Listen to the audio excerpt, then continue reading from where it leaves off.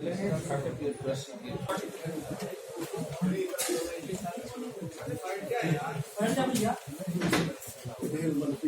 Sir.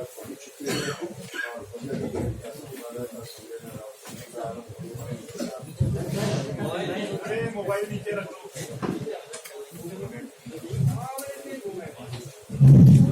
नमस्कार मित्रों, आज हमारा बहुत सौभाग्य है कि दिल्ली प्रदेश में भारत सरकार के केंद्रीय मंत्री हमारे प्रेरणा स्रोत श्री पीयूष गोयल जी हमारे बीच में है। हमारे प्रदेश अध्यक्ष श्री आदेश गुप्ता जी और बजट से संबंधित कार्यक्रम के संयोजक और महामंत्री भाई कुलजीत सिंह चहल के। मैं इस प्रेस वार्ता को शुरू करने से पहले ये निवेदन करना चाहूंगा कि पीयूष जी का प्रदेश अध्यक्ष श्री आदेश गुप्ता जी हम बस देकर के स्वागत करें।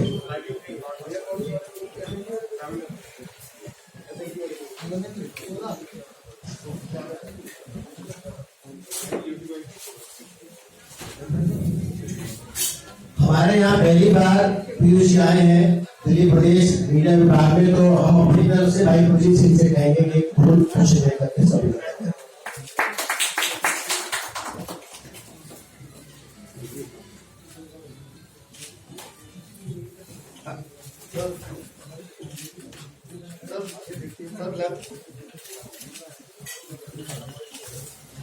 मैं माननीय पीयूष जी से कहूंगा कि वो सीधा प्रेस वार्ता को संबोधित करें। विषय बहुत बहुत धन्यवाद। सबसे पहले तो अभी खबर मिली है उत्तराखंड में हादसा हुआ है, ज्यादा डिटेल्स नहीं आई है। मैं भगवान से प्रार्थना करता हूँ कि सब कुशल रहे, वहां पे किसी को हानि ना पहुंचे। हम सबकी तरफ से ये शुभकामनाएं उत्तराखंड के लोगों को। जोशीमठ पे जो हादसा की खबरें अभी आई हैं उसके लिए मैं अपनी संवेदना देता हूं। अरे भैया मोबाइल।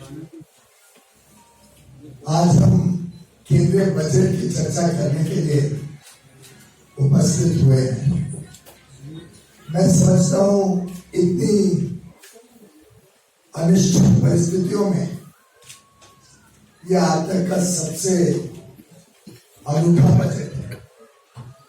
100 साल बाद विश्व में इतना बड़ा संकट,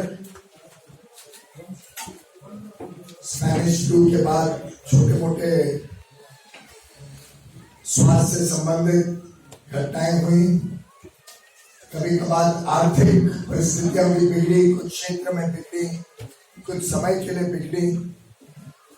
पर मैं समझता हूं आधुनिक कार्यकाल में शायद ही किसी ने कल्पना की होगी कि पूरा विश्व में इतना उथल पुथल होने की संभावना, शायद ही किसी ने सोचा होगा कि एक ऐसी महामारी आएगी जिसका ना आता ना पता, ना आगे पीछे क्या है, कारण क्या है, कैसे फैलती है। व्यक्ति ठीक हो जाता है, फिर परिस्थिति बिगड़ जाती है। ऐसी परिस्थितियों में माननीय प्रधानमंत्री श्री नरेंद्र मोदी जी के नेतृत्व में भारत सरकार ने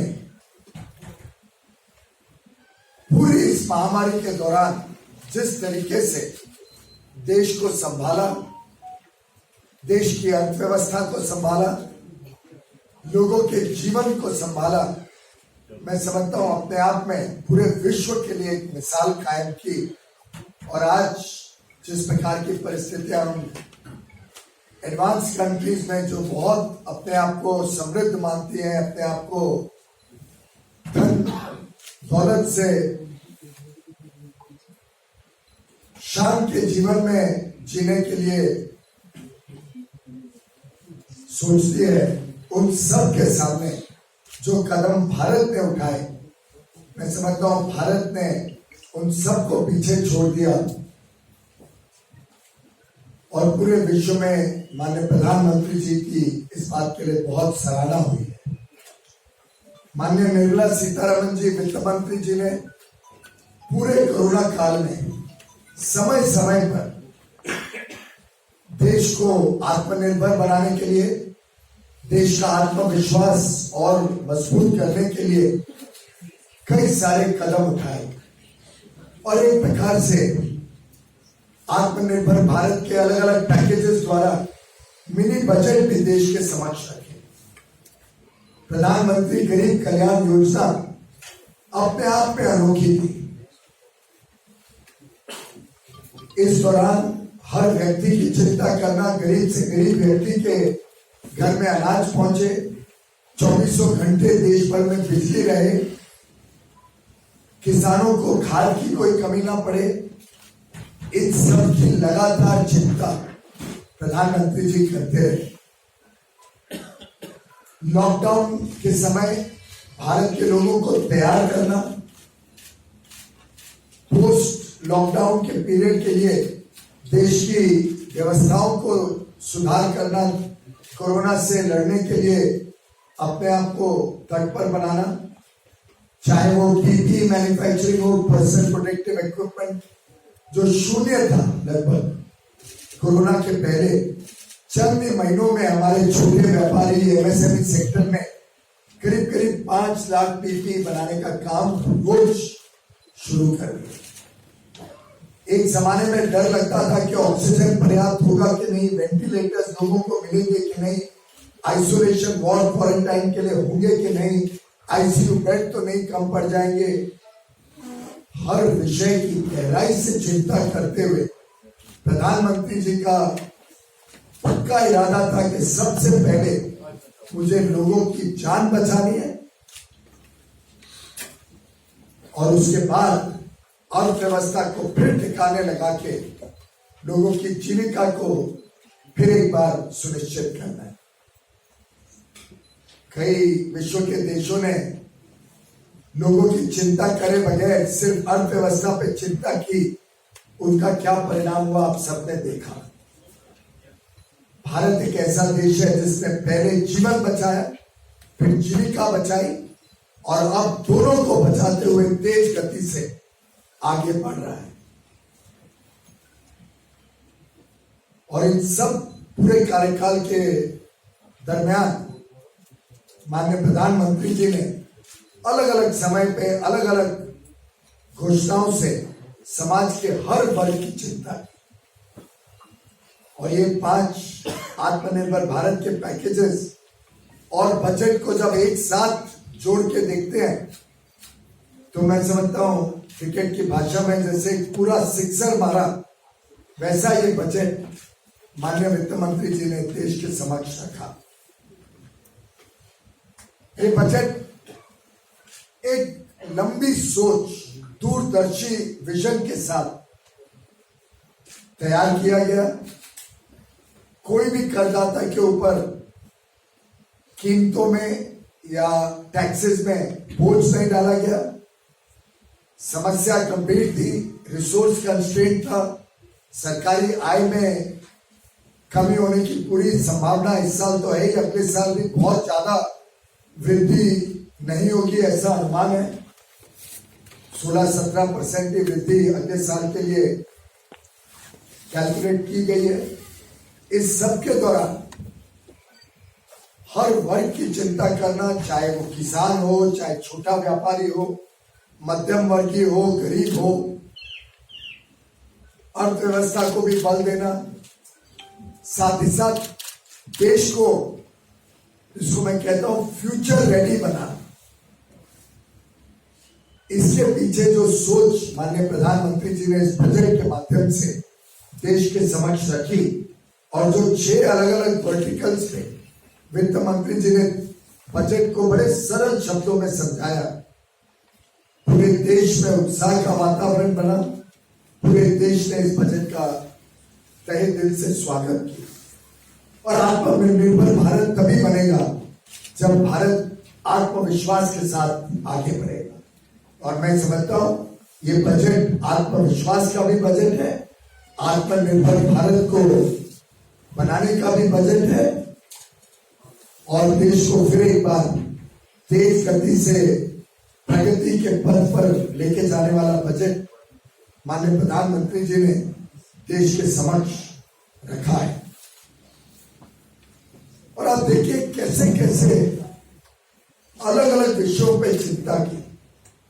पिछले 6 वर्षों में कोशिश की गई कि गरीब से गरीब व्यक्ति के घर में बिजली हो, गरीब से गरीब व्यक्ति की घर में मां बहनों को चूल्हा से मुक्त किया जाए और कुकिंग गैस की कनेक्शन हो, हमारी मां बहनों की इज्जत संभालने के लिए इज्जत घर शौचालय बने हर घर में।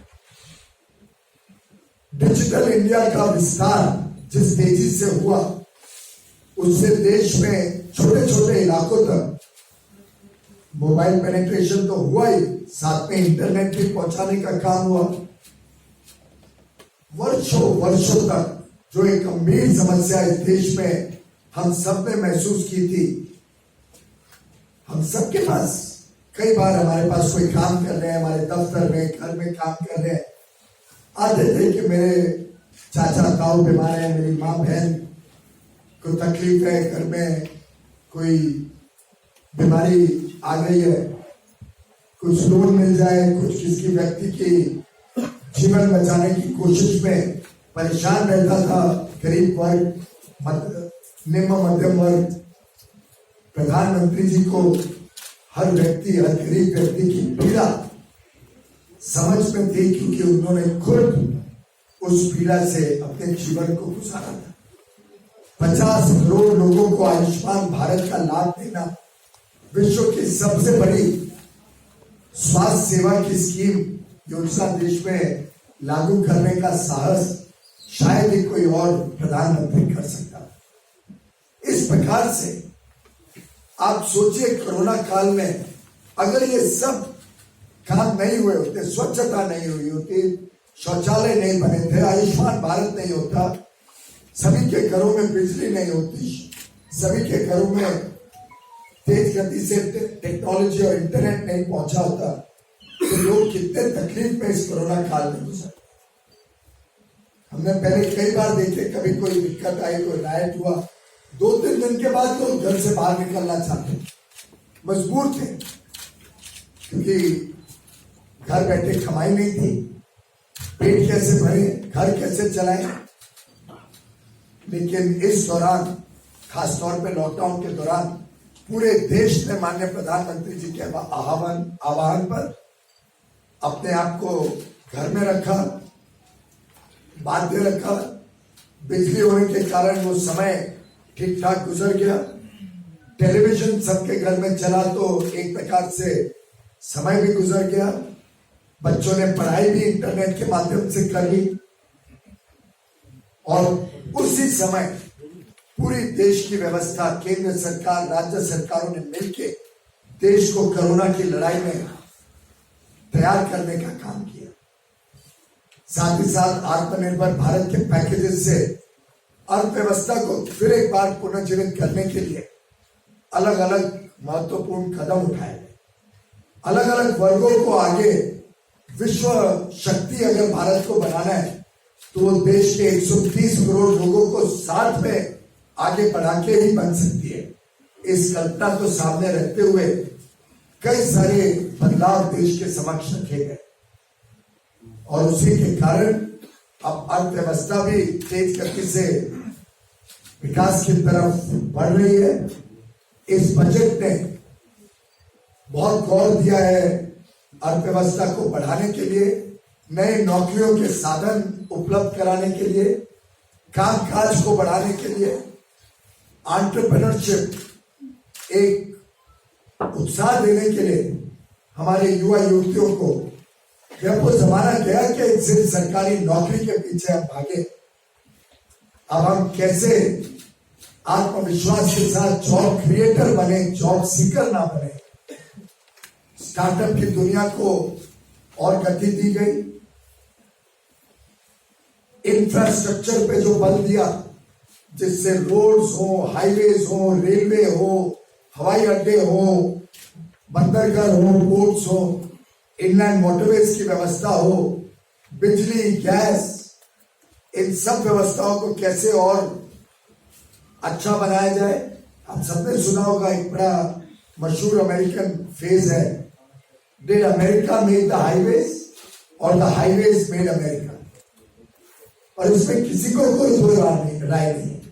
जब तक आधारभूत सुविधाएं नहीं मजबूत होंगी, जब तक आधारभूत सुविधाएं हर व्यक्ति के लिए नहीं उपलब्ध होगी, तब तक कोई देश प्रगति नहीं कर सकता।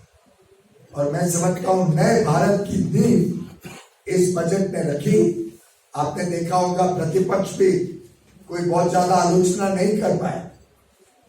जो साधारण वाक्य होते हैं, दिस इज एंटी पुअर, ये वो कुछ ना कुछ छोटे मोटे वाक्यों के अलावा मैंने कोई विपक्ष के मुंह से ठोस बजट की प्रतिक्रिया आज तक नहीं सुनी।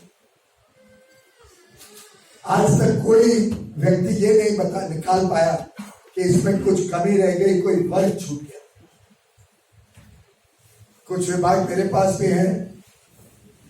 रेलवेज में साधारणतः प्रधानमंत्री मोदी जी की सरकार आने के पहले 2014 के पहले सालाना 40-45 हजार करोड़ रुपए का निवेश होता था।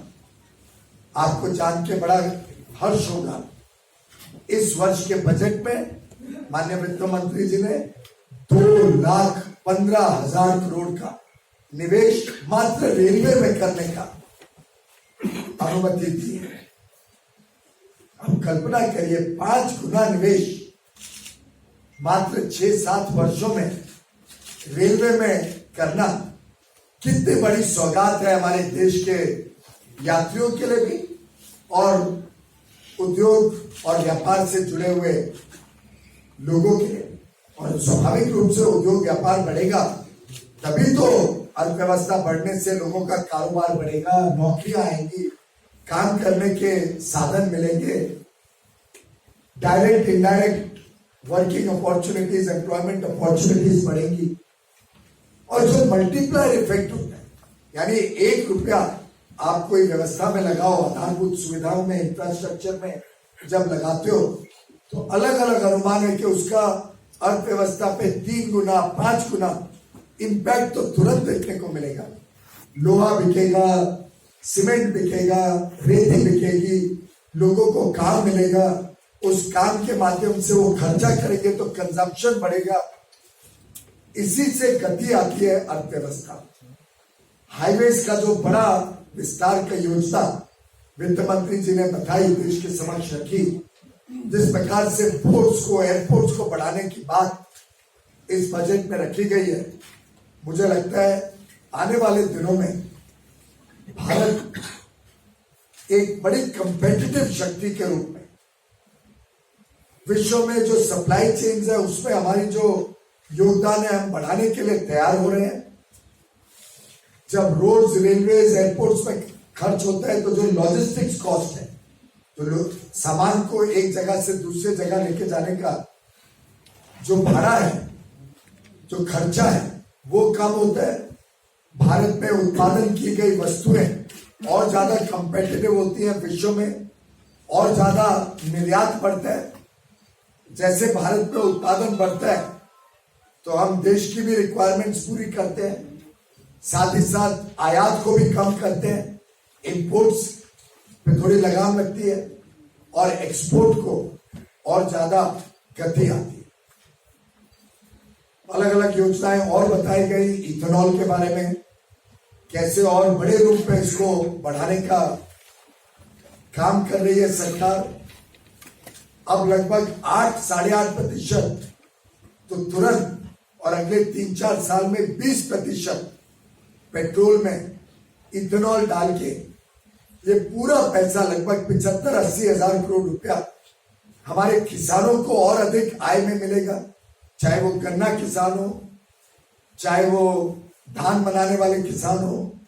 अब हमने maize, rice, broken rice, sugar cane, sugar, सभी से इथेनॉल बनाने की व्यवस्थाओं को मंजूरी दे दी है। इसका पर्यावरण में भी बहुत लाभ होगा। रेलवेज को 100% विद्युतीकरण करने को मंजूरी दी गई है। अगले 3 वर्ष में आपको जान के खुशी होगी, रेलवे डीजल मुक्त हो जाए। आप सोचिए, दिल्ली में सैकड़ों गाड़ियां आती हैं रोज। जब कोई गाड़ी डीजल नहीं इस्तेमाल करेगी तो हम सब दिल्ली वासी, और अब तो आपने मुझे भी अपना लिया, मैं भी दिल्ली वासी हूं, हम सब हमारे बच्चों के लिए कितनी बड़ी सौगात होगी कि रेलगाड़ियां डीजल से नहीं आएंगी दिल्ली में। गाड़ियों में BS6 स्टैंडर्ड हमने विश्व के पहले स्वीकृत कर दिया, और अब तो और चर्चाएं चल रही हैं कैसे हम गाड़ियों का भी प्रदूषण और कम कर सकते हैं, इलेक्ट्रिक मोबिलिटी को कैसे और बल दें, आगे चल के हाइड्रोजन मोबिलिटी को कैसे बल दें। तो ये एक ऐसी सरकार है जो 24 घंटे भारत को फ्यूचर रेडी बनाने में लगी हुई है, और ये बजट उस फ्यूचर रेडी भारत का एक आधारशिला, फाउंडेशनल बजट के रूप में मैं देखता हूं। मैं समझता हूं भारत के उत्साह को पूरे विश्व ने पहचाना है। कल ही यूनाइटेड किंगडम की जो इंटरनेशनल ट्रेड मिनिस्टर है, जो व्यापार देखती है ग्रेट ब्रिटेन का, यूके का, उनका पहला दौरा यूके के बाहर कोरोना आने के बाद, आप समझे कोरोना के बाद पहला दौरा उन्होंने भारत में किया, और जो उत्साह दिखाया भारत के साथ व्यापार बढ़ाने का, भारत के साथ जिस प्रकार से वो संबंध बढ़ाना चाहते हैं, वो दर्शाता है भारत की उभरती हुई शक्ति और हमारे युवा युवतियों की काबिलियत, जो पूरा विश्व आज पहचान रहा है, देख रहा है। तो मैं समझता हूं ये बजट देश के युवा युवती, देश की महिलाएं, देश के गरीब किसान, मध्यम वर्ग, देश के कामगार जिन्होंने इस देश को गति दी है, देश की अर्थव्यवस्थाओं को गति दी है, देश के वंचित पीड़ित परिवार जिन्होंने कई वर्षों तक प्रगति की लाभ देखा नहीं था, लेकिन गत 6 वर्षों में जिनके घरों में बिना भेदभाव बिजली पहुंची, कुकिंग गैस पहुंची, शौचालय पहुंचे, अब जल जीवन मिशन के माध्यम से हर घर तक साफ पानी पहुंचेगा, पेयजल पहुंचेगा। हर एक कार्यक्रम बिना भेदभाव के समाज के हर वर्ग तक पहुंचे। ये माननीय प्रधानमंत्री जी का जो सपना है देश को आत्मनिर्भर बनाने का, इसको हम इस आत्मविश्वास बनाने वाले बजट के साथ आगे बढ़ाएंगे। इसमें आप सबका भी आशीर्वाद, आप सबका भी लगातार सहयोग मिलेगा, ऐसा मुझे पूर्ण रूप से विश्वास। बहुत बहुत धन्यवाद। सर नमस्कार। Sir welcome to the Delhi BJP office. Sir जो आप बोल रहे हैं प्रधानमंत्री आत्मनिर्भर भारत, तो मेरे को 2 सवाल आ रहे हैं सर। एक तो सोलर के बारे में और इलेक्ट्रिक मोबिलिटी के बारे में, और दूसरा stock exchange has jumped from 25,000 to 50,000. So if you can comment on that, sir. It's easier to comment on electricity, solar and electric. Yeah. That's just a site, sir. To comment on the stock exchange, I have to learn astrology or start looking at the economic fundamentals on which the stock exchange has given such a big thumbs up. But I'll delve on that. Solar is a mission that is very dear to Prime Minister Modi. He started this mission when he was in Gujarat. And I still remember I was the Minister for Power and Renewable Energy in 2014. In my very first meeting, the Honorable Prime Minister told me that the then mission, which Manmohan Singh ji had announced, the National Solar Mission, was to have 20,000 megawatt of solar energy in India by 2022.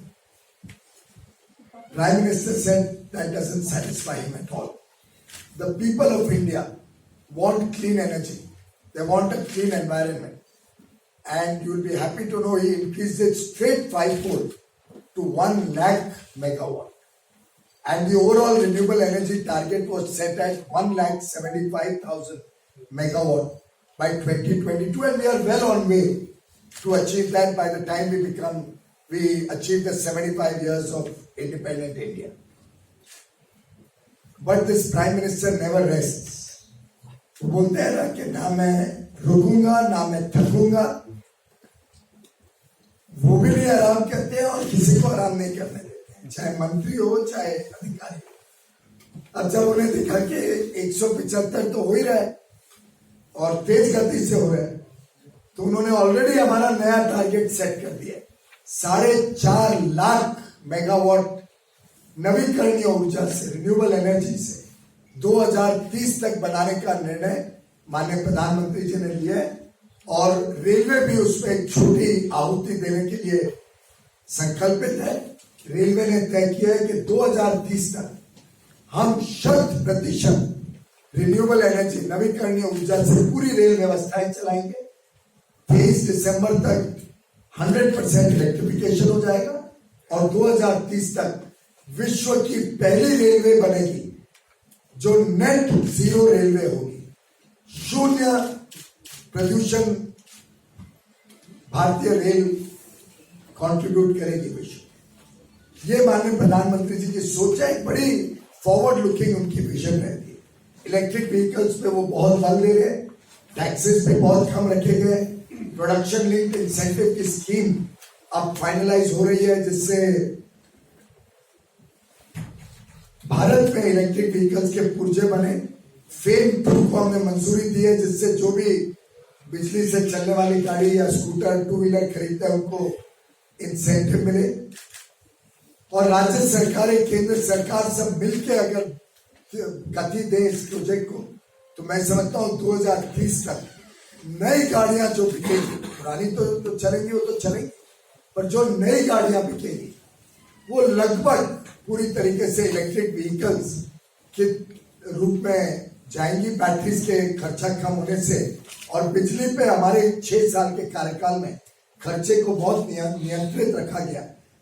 नवीकरणीय ऊर्जा के दाम भी ईमानदार पारदर्शी auction से हमने बहुत कम किए। इन सब के कारणों से मुझे लगता है कि उज्जवल भविष्य है इलेक्ट्रिक व्हीकल्स का। जहां तक स्टॉक एक्सचेंज की सवाल है, स्टॉक एक्सचेंज भविष्य देखते हैं, पास्ट और इतिहास में नहीं रहते। और मैं समझता हूं शायद स्टॉक एक्सचेंज ने पहचान लिया है इस सरकार की मंशा भारत की अर्थव्यवस्था को तेज गति देने की है। भारत ने आगे जो रास्ता नापा है, जो तय किया है, जो इस बजट में पूरी तरीके से एक प्रकार से देश के समक्ष रखा गया। अलग अलग समय पे माननीय प्रधानमंत्री जी ने गत 9-10 महीनों में देश को जो दिशा दिखाई है, उसको देख के स्वाभाविक रूप से अर्थव्यवस्था से जुड़े सभी लोगों को उत्साह बढ़ा है। शायद उस कारण से भी स्टॉक एक्सचेंज में गति आई है, लेकिन हमने स्टॉक एक्सचेंज को ही एक मापदंड नहीं बनाना चाहिए। मैं समझता हूं कि निवेशकों ने सूझबूझ रूप से और सोचे समझे तरीके से अपने निवेश करना चाहिए।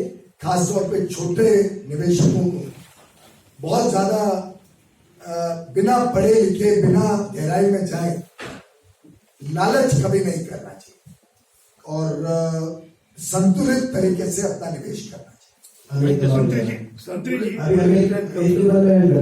मंत्री, लास्ट कोरोना काल में देश में बहुत ज्यादा बेरोजगारी हो गई, कई मजदूर वापस चले गए, अभी तक वापस नहीं आए। तो सरकार ने अगले वित्त वर्ष तक कितनी नौकरियों की व्यवस्था की है जो आपने इतने अच्छे अपने वो गिनाए? अलग अलग जो एक मिनट मंत्री जी, आपने 2019 के चुनाव से पहले एक प्रेस कॉन्फ्रेंस की थी और उसमें कहा था कि हम रेलवे में 2 लाख नौकरियां देंगे। उसकी स्थिति क्या है सर आज? पहली बात तो हर एक जो कार्यक्रम इस बजट में अनाउंस किया गया, चाहे वो इथेनॉल प्रोड्यूस करना हो, चाहे वो इतने सारे इंफ्रास्ट्रक्चर प्रोजेक्ट्स, आज साधारणतः 5.5-6 लाख करोड़ का इंफ्रास्ट्रक्चर में निवेश होगा। अब आप हम यहाँ जितने लोग अगर कोई अर्थव्यवस्था से जुड़ा हुआ है तो सही माने में समझते हैं कि 30-35% तो सीधा लोगों को काम मिलता है। जब इंफ्रास्ट्रक्चर या कोई प्रोजेक्ट में निवेश होता है, जो खर्चा होता है उसमें 30-35% लोगों की जेब में जाता है। तो जब 6 लाख करोड़ का सिर्फ सरकारी निवेश है ये इंफ्रास्ट्रक्चर, बाकी निजी क्षेत्र जो करेगा वो तो अलग है। जब 6 लाख करोड़ का निवेश होगा तो साधारणतः कोई भी अर्थव्यवस्था समझने वाला व्यक्ति बताएगा 2 लाख करोड़ सीधा लोगों की जेब में जाए। अब आप कल्पना करिए, जब 2 लाख करोड़ लोगों की जेब में जाएगा तो आप कैलकुलेट कर लीजिए कितने लोगों को इसका लाभ मिलेगा। हमने जो production linked incentive schemes announce किए हैं 12-13 सेक्टर्स में, और पहले मोबाइल फोन्स और मेडिकल डिवाइस में कर चुके हैं। ये प्रोडक्शन लिंक्ड इंसेंटिव से हमारे विभाग ने, उद्योग मंत्रालय ने अनुमान लगाया है, और हमारा अनुमान अकेले नहीं है। ये एक CII, फिक्की और एसोचैम के नेतृत्व में एक कमेटी बनाई गई स्केल, जिस कमेटी ने हर क्षेत्र को गहराई से देखा। वो क्षेत्र चुने जहां भारत में कॉम्पिटिटिव होने की पूरी क्षमता है, शक्ति है, उन क्षेत्रों पे हमने फोकस किया। तो अनुमान निकला है कि 20 लाख करोड़ का एडिशनल प्रोडक्शन बनाने की इन 24 क्षेत्रों में जो स्केल कमेटी ने देखा है, 24 क्षेत्रों में 20 लाख करोड़ सालाना उत्पादन बढ़ाने की क्षमता है। अब आप 20 लाख करोड़ में भी जब 30-35% अगर अलग अलग प्रकार से direct labour, salaries, indirect labour, contract पे कुछ लोग काम करते हैं, आसपास में होटल, ढाबे, टैक्सी, माल जब आता है या जाता है तो लॉजिस्टिक्स कॉस्ट, बंदरगाह में जो लोग काम करते हैं, ट्रेनों में जो काम करते हैं, ये पूरी व्यवस्था जब देखते हैं तो 20 लाख करोड़ में भी 6-6.5 लाख करोड़ सीधा लोगों की जेब में जाते हैं। तो आप कल्पना करिए इन सबका प्रभाव कैसा होगा, लोगों को कितने काम के अवसर मिले, हमारे स्टार्टअप्स को नई टेक्नोलॉजीज लाने के लिए कितने अवसर मिले। वैसे मैं आपको बताऊं, हमारा ITPO में काम चल रहा है, पूरा ITPO बड़ा सुंदर बन रहा है। कभी आपको मौका मिले तो जरूर जाके देखिए जो प्लानिंग हो रही है और जो काम हुआ है, आपका भी सीना गर्व से और खुशी से फूल उठेगा। द्वारका में हम बड़ा एग्जीबिशन कन्वेंशन सेंटर अंतरराष्ट्रीय स्केल का बना, हमें वहां लोग नहीं मिल रहे, लोगों की कमी हो रही है, स्किल्ड लेबर, अनस्किल्ड लेबर दोनों की कमी मिल रही है। ये हालत है तेज गति से जैसे अर्थव्यवस्था बढ़ रही है, और इसका जरूर देश को लाभ होगा। रेलवे की भर्ती दुर्भाग्य से कोरोना काल में वो प्रोसेस अटक गया था, क्योंकि इसका जो एग्जाम है इंटरनेट बेस्ड एग्जाम है। अब तो पूरी पारदर्शिता ले आए। आप याद करिए, हमने करीब 1.5-2 लाख लोगों को पिछली टर्म में जब नौकरी दी, आपको याद होगा एक इंस्टेंस नहीं है, एक जिसमें किसी ने कंप्लेन की हो कि कोई गलत काम हो। इतनी पारदर्शी व्यवस्था से लाखों नौकरियों देने का काम सिर्फ मोदी सरकार कर सकती है, बिना कोई आरोप के, बिना कोई आलोचना के। बुलेट ट्रेन कब चलेगी सर? अभी कौन सी ट्रेन? अभी 2 कारण हुए जिसके वजह से बुलेट ट्रेन की जो पुरानी अनुमानित समय थी उसमें विलंब हुआ। एक तो आप सभी जानते हैं और आपने पढ़ा भी होगा पेपर में कि महाराष्ट्र में दुर्भाग्य से जमीन जो हमें चाहिए मुंबई से अहमदाबाद तक बुलेट ट्रेन लेके जाने के लिए, उसका काम लगभग ठप सा पड़ा। हमने कई बार वहां पे चर्चा की, अधिकारी स्तर पे, मंत्री स्तर पे। माननीय प्रधानमंत्री जी ने प्रगति के दौरान भी महाराष्ट्र को कहा है कि वो जल्द से जल्द जमीन उपलब्ध कराए। दुर्भाग्य से उसमें बहुत कमजोर काम हुआ। गुजरात ने जबकि 90% से ज्यादा जमीन हमें उपलब्ध करा दी है, महाराष्ट्र में वो बहुत कम है, शायद 1/3 जमीन भी नहीं मिली। तो उसके कारण टेंडरिंग वगैरह सब काम, प्लानिंग रुक गया, क्योंकि उसका टर्मिनल तो मुंबई में बनना था। फिर हमने एक प्रकार से, बड़ा दुर्भाग्य है, पर हमें ये सोचना पड़ा कि चलो गुजरात का सेक्शन तो शुरू कर देते हैं, क्यों बाकी देश को इसका फायदा से वंचित रखा जाए। गुजरात के टेंडर्स हमने हाल में देने शुरू कर दिए। कोरोना काल का भी जरूर एक थोड़ा असर पड़ा, 8-9 महीने का उसमें भी समय का नुकसान हुआ, पर मुझे आप सबको बताते हुए खुशी है, हमने अब टेंडर्स अलॉट करना शुरू कर दिए। जापान उसमें हमें आर्थिक सहायता दे रहे हैं। पहली बार 50 साल का लोन मात्र 0.1% पे लोन भारत को मिला है। अति आधुनिक टेक्नोलॉजी। और जब मैं पिछली बार जापान गया था, मैं भी शिनकानसेन की ट्रेन में चला, 300 किलोमीटर प्रति घंटा से अधिक स्पीड पे गाड़ी में पता नहीं चलता है कि गाड़ी में बैठे होते। तो ऐसी अति आधुनिक चीजें भारत में आए। आगे चल के हमने 7 और लोकेशंस पे किधर सेमी हाई स्पीड किधर हाई स्पीड ट्रेन शुरू करने का डीपीआर बनाने का काम अब शुरू किया।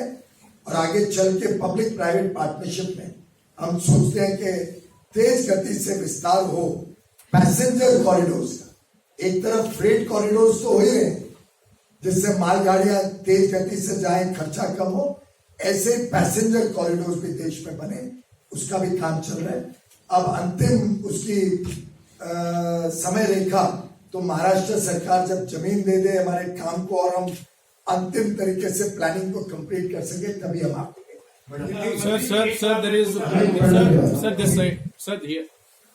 there are 2-3 questions. One is that the Kisan Rail that Prime Minister has inaugurated, fisheries industry says that they don't have refrigerated racks. So उसका जो एक डिफरेंशियल है उसको कैसे हम भर पाएंगे और कितना जल्दी भर पाएंगे। और दूसरा सर, जो आपने कल लिग्स जो इंटरनेशनल मिनिस्टर ऑफ यूके से जो आपकी मीटिंग हुई, क्या उसमें conservative government has been systematically reducing the visa issue for Indians, तो उस पर कोई बात हुई कि वीजा रेस्ट्रिक्शन जो हिंदुस्तानियों के लिए, स्टूडेंट्स या वर्कर्स के लिए हैं, जो व्हाइट कॉलर और ब्लू कॉलर वर्कर्स के लिए, उनके लिए कोई फैसिलिटेट करने के लिए आपने उस पर इस बारे में कोई बातचीत की? और तीसरा, जो आत्मनिर्भर भारत के लिए जो आप काम कर रहे हैं, उसमें डिफेंस में what is the reduction per year that you expect that domestic industries will benefit? पहली बात तो किसान रेल अपने आप में एक अनोखा प्रयोग माननीय प्रधानमंत्री जी के आशीर्वाद से देश में शुरू हुआ। हाल में मैं देख रहा था एक ट्रेन ने लगभग 1000 टन 977 टन एक ही ट्रेन ने लेके बंदरगाह तक लेके गया और वो एक्सपोर्ट हुआ वहां से किसान के उत्पादन का। अभी तक 150 के करीब किसान रेल चल चुकी है। 50,000 टन से अधिक सामान किसानों का दूर दराके के इलाकों में पहुंचा, जिससे उनको सही दाम सही कीमत मिले उनके उत्पादन की। नहीं तो जबरान उनको अपने नजदीकी जब बेचना पड़ता है तो किसानों को सही कीमत मिलती नहीं थी, या जब ट्रकों से जाता था दूर दराका इलाके में तो नॉर्थ ईस्ट में या अलग अलग स्थानों पे महंगाई बहुत बढ़ जाती थी। ये प्रयोग बहुत सफल प्रयोग रहा है और इससे किसानों की आमदनी भी बढ़ेगी और हम सब उपभोक्ताओं की कीमतों में भी संतुलन रहेगा, क्योंकि बहुत सस्ती दरों पे हम ये और बहुत तेज गति से, आपको पता नहीं मालूम है कि नहीं, आज जो फ्रेट ट्रेन है भारत की वो 100% स्पीड फास्टर हो गई, एवरेज स्पीड। पहले जो 22-24 किलोमीटर प्रति घंटा फ्रेट ट्रेन चलती थी, आजकल वो 100% फास्टर चलती है। 46-47 46-47 किलोमीटर पर आवर पे फ्रेट ट्रेन चल रही है। वो लाभ किसानों को मिला है। हमारे पास कुछ रेफ्रिजरेटेड वैन्स हैं, पर मैं फिशरीज डिपार्टमेंट से इसके बारे में और जानकारी लेके अगर डिमांड आ जाए तो हमारे लिए तो बहुत आसान है। एयर कंडीशन कोच बनाते हैं और मेरे पास तो पर्याप्त कोच मैन्युफैक्चरिंग फैसिलिटी है रेलवे की फैक्ट्रियों में, तो हम उसको भी और बढ़ावा देंगे। कुछ रेफ्रिजरेटेड वैन्स हैं, मैं चेक करूंगा जिस भी जगह पे डिमांड हो और आपको कुछ जानकारी हो तो आप जरूर मुझे भेज देना, हम उसको तुरंत शुरू करने में उत्साहित हैं। यूके और यूएसए दोनों ने जो वीजा की प्रोसेस है उसको और सिंप्लीफाई किया है। शायद आपको जानकारी थोड़ी पुरानी है, आपको ध्यान नहीं होगा कि आज जब हमारा स्टूडेंट यूके जाता है तो 2014 के पहले उसको बाद में काम करने का वर्क परमिट नहीं मिलता था, शायद मिलता था, अभी तो 1 साल के लिए मिलता था या 9 महीने 6 महीने 6 महीने के लिए। अब उस सीमा को बढ़ा दिया गया है और अब जब हमारे विद्यार्थी अगर विदेश जाते हैं पढ़ने यूके में भी, तो उनको एक वर्क परमिट मिलने की सुविधा दी है। स्टूडेंट वीजास भी बहुत जितने स्टूडेंट्स को चाहिए देने को यूके सरकार अब तैयार है। और ये कल की मीटिंग में नहीं हुआ, ये पहले ही जयशंकर जी के प्रयासों से, विदेश मंत्री के प्रयासों से ये हो चुका है। अब यूएसए ने भी जो रिस्ट्रिक्शंस बहुत कड़ी की थी, वो नए एडमिनिस्ट्रेशन ने उसको भी सुधार कर दिया है। और आखिरी डिफेंस की जहां तक बात है, माननीय रक्षा मंत्री ने जो सौगात दी है आत्मनिर्भर भारत के तहत 101 आइटम्स मात्र भारत पे बने हुए ही आर्मी, नेवी, एयरफोर्स खरीदेगी, एक बहुत बड़ा निर्णय लिया है। आगे चल के हम भी विश्व की अलग अलग कंपनियों को इनवाइट कर रहे हैं कि वो अब आके भारत पे बनाए, भारत की भी जरूरतें पूरी करे और भारत को मैन्युफैक्चरिंग बेस बना के पूरे विश्व की जरूरतें भी भारत से बने, जिसको make in India and serve the world कहा जा सकता है। मंत्री जी, मेरा सवाल है फिजिकल डेफिसिट, एक इतना चिंता की विषय हो गई है, अगले बजट को किसको निपटाने के लिए बड़े मुश्किल हो जाएगी। जो सीतारामन जी ने किए हैं, I salute to her. Only the thing is, हमारा देश बहुत बड़ा देश है। आपने अभी जो कुछ भी कहा, I agree with your point, every point is basically is very important. What the thing is doing madam, you and the entire government to reduce the fiscal deficit so that the burden, आपने बोला है railway 12,000 lakh crore रुपए उधार लेंगे बाजार से, 12 lakh crore railway नहीं, भारत। हाँ, तो ये भी एक प्रॉब्लम है। ऐसा है, स्वाभाविक रूप से फिजिकल डेफिसिट या वित्तीय घाटा एक बड़ा गंभीर विषय होता है। और आप सब जानते हैं कि मोदी जी की सरकार ने जब कमान संभाली थी, तब बहुत ऊंचे वित्तीय घाटे को समय समय हर बजट पे घटाते घटाते बहुत ही कम दरों तक हम लाने में सफल हुए थे। और अगर कोरोना की महामारी नहीं आती तो शायद इस घटाने के सिलसिले को हम और आगे बढ़ा सकते थे। पूरे विश्व में, मैंने शुरुआत में कहा, इस सबसे बड़ा संकट पूरे विश्व के सामने है और विश्व के हर देश ने इस समय में या तो नोट छापे या अपने वित्तीय घाटे को थोड़ा छूट दी, और कई देशों ने तो दोनों काम किया। भारत भी नोट छाप सकता था, कोई रोक नहीं सकता है, लेकिन हमने समझदारी का मार्ग लिया। नोट छापना यानी महंगाई को आसमान छूने देना, नोट छापना यानी आप सबके ऊपर बोझ बढ़ाना। इसलिए मैं दाद दूंगा माननीय प्रधानमंत्री और माननीय वित्त मंत्री जी को, जिन्होंने एक छोटे अवधि के लिए वित्तीय घाटे को थोड़ा ढील दे दी।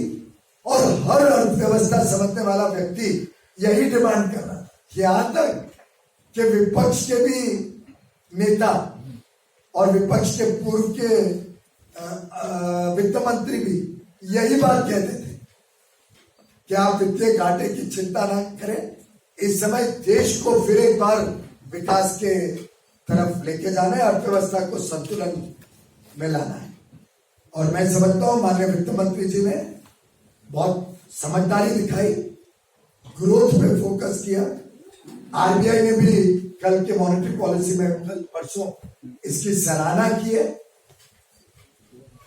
इस बात को तारीफ की है कि वित्त मंत्री ने बहुत सही कदम उठाए हैं देश को ग्रोथ के पाथ पे लेके आने के लिए, और अपना पूरा समर्थन दिया है कि रिजर्व बैंक भी इस दिशा में और कदम उठाएगा।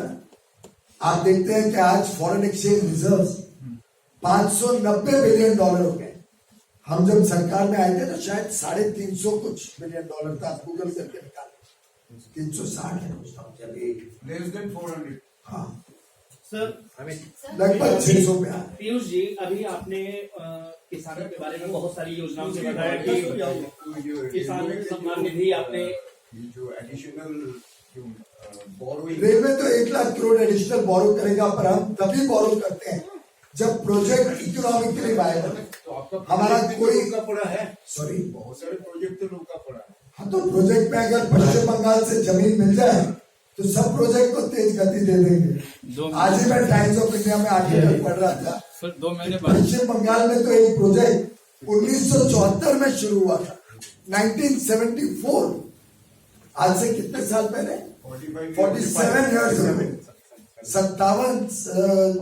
47 ईयर्स के बाद आज प्रोजेक्ट हम खत्म नहीं कर पा रहे, जमीन नहीं मिल रही।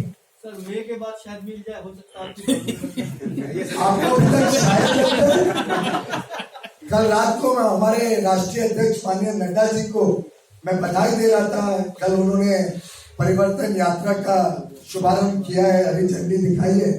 तो देर रात मेरी उनसे बात हो रही थी, मैं उनको बधाई दे रहा था। जो आज वातावरण पश्चिम बंगाल में माननीय प्रधानमंत्री जी का के नेतृत्व को जो पश्चिम बंगाल उत्साह से स्वागत करने के लिए तैयार है, और आज तो माननीय प्रधानमंत्री जी पश्चिम बंगाल के दौरे में हैं, तो मुझे लगता है कि अब 100% परिवर्तन बंगाल में आने जा रहे हैं। सर महाराष्ट्र में कमल कब खिलेगा सर? रेल मंत्रालय अभी आपने किसानों के बारे में बहुत सारी बातें कही हैं, किसान रेल चलाने की बात कही है, इथेनॉल का प्रोडक्शन कृषि यूज बढ़ा करके किसानों के हित की बात कही है।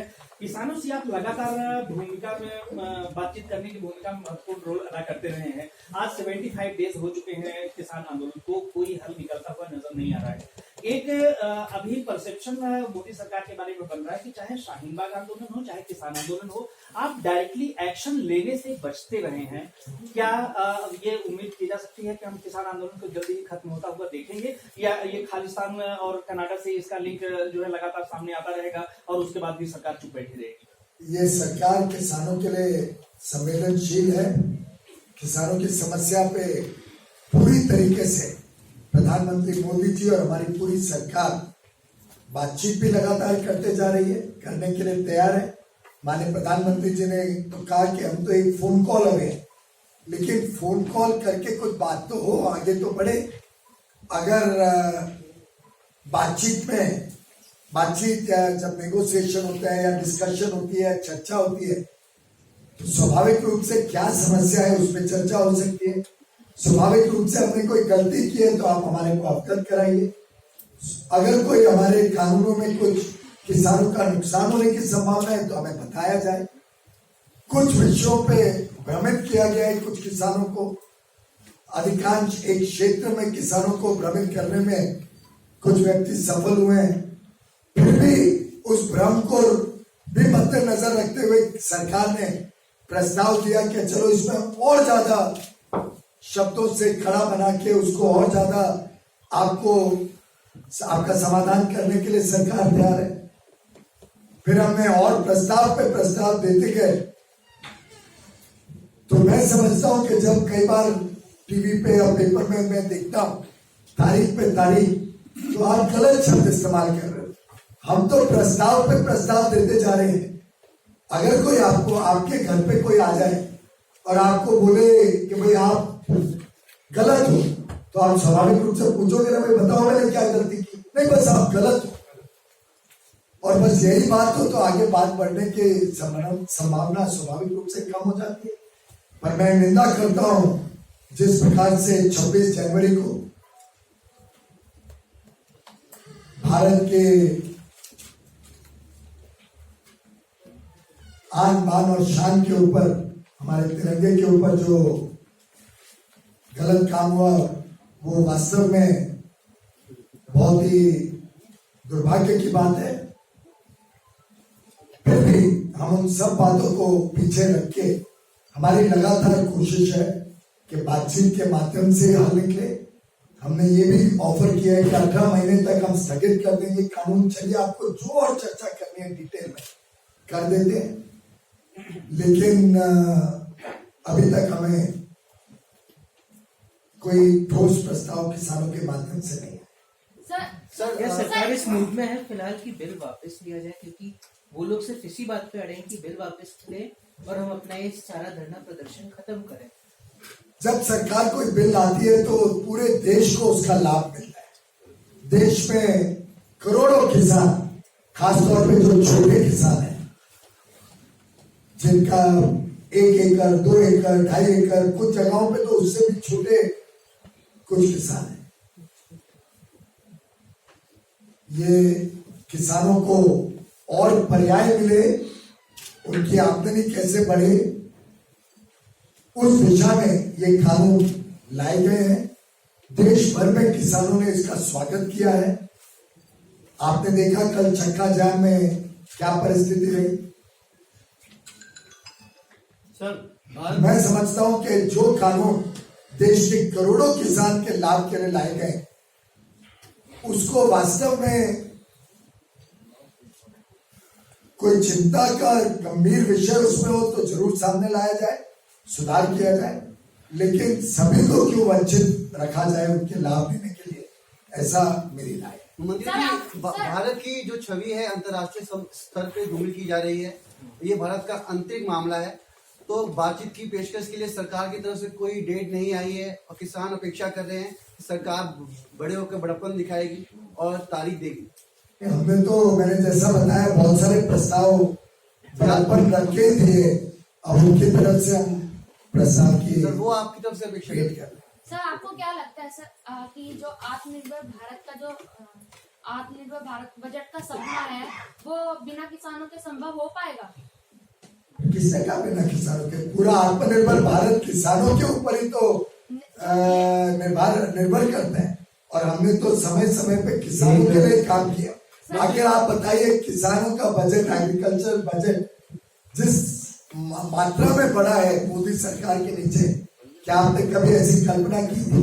क्या आपने कल्पना की थी कि हर किसान के घर में 6,000 रुपए प्रति वर्ष भेजे जाएंगे, लगातार जाएंगे, और कोरोना काल में भी किसानों को 6,000 रुपए हर किसान के घर में पहुंचेंगे, जिसके कारण आज किसानी क्षेत्र में वृद्धि हो रही है। तो मंत्री जी, मुझे पूरा विश्वास है देश के किसान इस बात को समझेंगे और जल्द से जल्द इसका हल निकले। सर, देश की जनता को कई सेक्टर से सब्सिडी मिलती है, गैस से, सीएनजी से, पेट्रोल से। तो आपके पीएम ने जब कहा था कि गैस की सब्सिडी, पीएम तो हम सबके होते हैं भाई साहब, आपके भी बना। हमारे पीएम ने कहा था कि आप सब्सिडी छोड़ दीजिए गैस पे। कई 1.3 करोड़ लोगों ने छोड़ दिया। क्या रेलवे जैसे पैसेंजर्स को सब्सिडी देती है?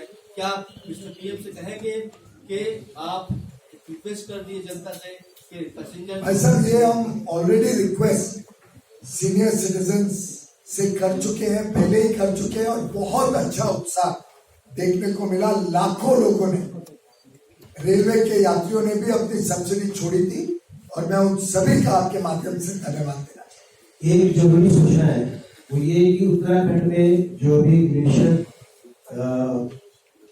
हुआ है, गिरा है, उसमें कुछ गलत वीडियो कुछ लोग अपलोड कर रहे हैं सोशल मीडिया पर। उत्तराखंड के मुख्यमंत्री त्रिवेंद्र सिंह रावत जी ने एक सूचना दी है कि अगर ऐसा कोई भी वीडियो न डाले, कोई व्यक्ति अगर फंसा हुआ है तो 1070, एक नंबर है 1070, इस पर फोन करे, या फिर 9557444486 यानी 955-744-4486 पर संपर्क करे।